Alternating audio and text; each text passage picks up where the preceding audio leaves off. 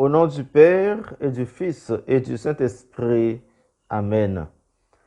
Frères et sœurs bien-aimés, il ne serait pas de trop si on appelle la Pentecôte chrétienne la fête de l'Esprit Saint. J'ai dit la Pentecôte chrétienne parce que en face, il y a la Pentecôte juive qui était une fête agraire, c'est-à-dire la fête de la moisson. C'est juste pour nous rappeler que notre liturgie chrétienne doit beaucoup à la liturgie juive. Non plus, ce n'est pas une anomalie si l'Église, dans son calendrier, réserve un jour spécial pour fêter et célébrer l'Esprit divin. Nous le savons déjà, c'est l'Esprit Saint qui actualise le programme de Jésus dans l'Église et dans le monde. C'est l'Esprit Saint qui renouvelle la face de la terre et qui renouvelle en même temps notre cœur. Dans l'Église, c'est l'Esprit Saint qui nous permet de nous comprendre les uns les autres. C'est lui, l'Esprit Saint, qui nous permet d'œuvrer ensemble sans confusion pour achever l'œuvre du Christ dans le monde et dans l'Église. Que serait la vie chrétienne? Que serait la vie de l'Église sans l'Esprit Saint? On peut aller jusqu'à dire que serait la vie de chacun et chacune de nous, chrétiens et chrétiennes, sans cette force divine.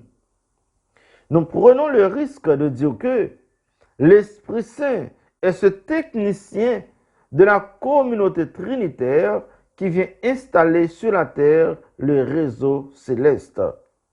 Ce qui peut signifier, en dépit de nos différences et nos divergences, l'Esprit Saint nous réunit en un seul corps. Il nous rend capables de collaborer les uns avec les autres et de vivre en frères et en sœurs. Quand viendra, lui, l'Esprit de vérité, il vous conduira dans la vérité tout entière. La vérité, c'est que nous sommes fils et filles d'un même Père. Nous sommes faits pour vivre ensemble et nous devons travailler main dans la main pour propager la bonne nouvelle du salut à toutes les nations. Enfin, nous devons nous unir autour d'un seul pasteur, Jésus-Christ, celui qui a donné sa vie pour notre salut. En conséquence, la Pentecôte, c'est la naissance d'une nouvelle communauté, la communauté formée et fondée par l'Esprit Saint. La Pentecôte, c'est vraiment l'installation d'un nouveau réseau.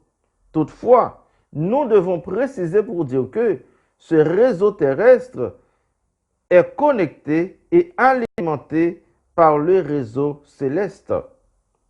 Grâce à cette source d'alimentation, chacun peut entendre et comprendre dans sa langue maternelle. Car ce langage, quoi qu'il passe à travers nos voix humaines, restera le langage divin. Nous ne faisons que prêter au Seigneur ressuscité nos bras, nos pieds et nos voix. Ainsi, par la Pentecôte, nous sommes devenus des possédés de l'Esprit de Dieu. C'est la raison pour laquelle nous disons que ce nouveau réseau divin installé sur la terre met tout le monde sur le même piédestal. Il nous porte à mettre de côté nos statuts sociologiques afin de partager la même et une seule identité. Nous sommes tous et toutes des naturalisés. Il n'y a plus ni juif ni grec. Il n'y a plus ni esclave ni homme libre. Il n'y a plus l'homme et la femme. Tous, vous ne faites plus qu'un dans le Christ Jésus. Galates chapitre 3, verset 28. Tout cela, c'est la conséquence de la mort, de la résurrection du Christ et de son ascension d'auprès du Père. Autrement dit, c'est la conséquence de la foi en Jésus-Christ. C'est pourquoi nous tenons à dire que la Pentecôte est le résultat de la mort, de la résurrection et de l'ascension du Seigneur. Donc, la résurrection du Christ et le don de l'Esprit Saint aux apôtres sont inséparables, comme les deux faces d'une seule pièce de monnaie, nous dit le Père François Xavier. L'Esprit Saint implante dans nos cœurs et dans la vie de l'Église le même type d'amour qui circule entre le Père et le Fils, entre le Fils et le Père. L'Esprit Saint, c'est l'oreille de Dieu et en même temps, c'est l'oreille de l'homme. C'est la main de Dieu, l'opérateur de Dieu, l'ingénieur de Dieu. C'est l'expert en communication. L'Esprit Saint, c'est le grand directeur de la communication, de la logistique, de la production et de la disponibilité des productions et des relations ascendantes, descendantes et latérales. Dans le sens que c'est l'Esprit Saint qui facilite la communication entre le divin et l'humain, entre l'humain et le divin.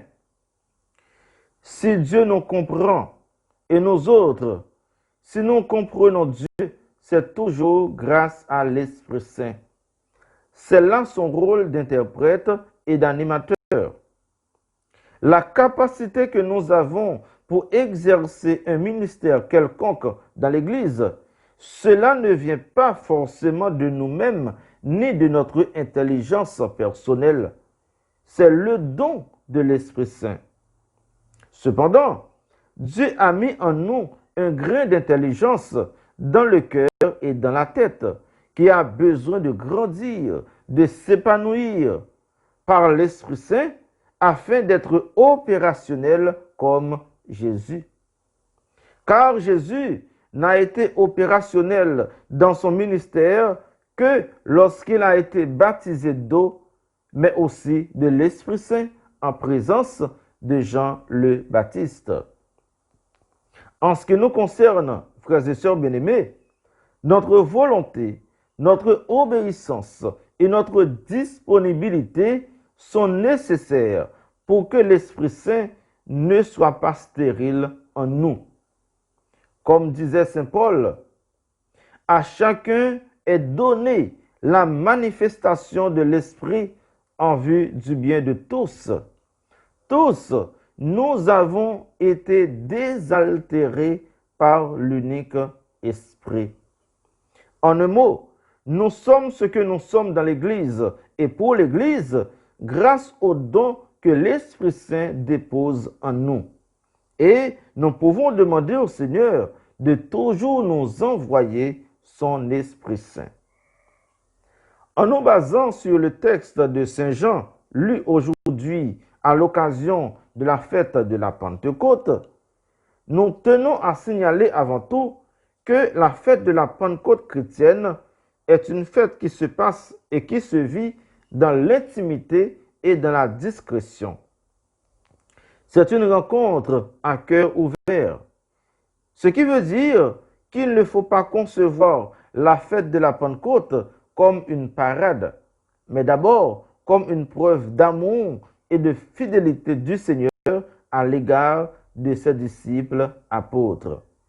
Cela dit, c'est une fête qui touche notre intériorité, c'est-à-dire notre cœur, tout en faisant naître notre amour pour le Seigneur et pour la mission qu'il nous confie.